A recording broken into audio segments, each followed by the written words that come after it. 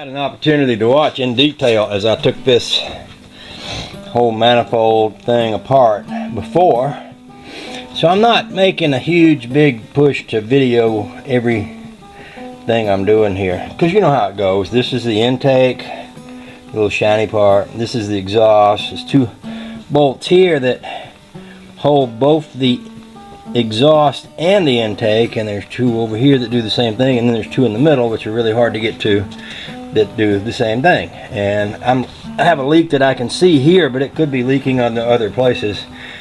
Cutworm says the secret of fixing this is to run it with dual gaskets, two exhaust gaskets. And so I am basically just going to pull it off, have a look at it, see what I got for gaskets, and go from there. That's kind of the plan. Okay, so I pulled this apart. This is the old gasket, which I put back on last time I used it. I don't have any of these types. I don't have any of these gaskets. I thought I had some, but what I have is these little gaskets that would be shaped like that, If I'm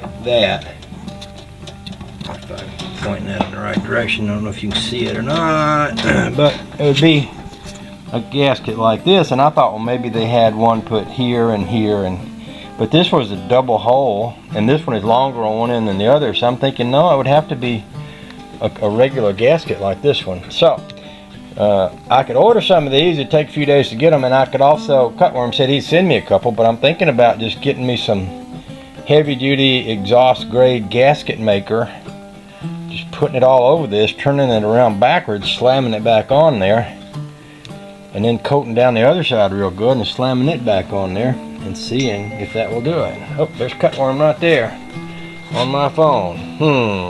Okay, then I was just talking to Cutworm. He's going to send me a couple of these, so I think what I'm going to do is just hold off on this until they get here, and then I'll put it all back together. I got all my nuts and bolts and screws and wrenches all piled up here, so now that I have had this thing on and off there a time or two or three, I've gotten pretty good at getting it figured out. So I might, since I'm in here, go ahead and swap that starter out. We talked about that a little earlier too, so I might do that too. Oh, the joy.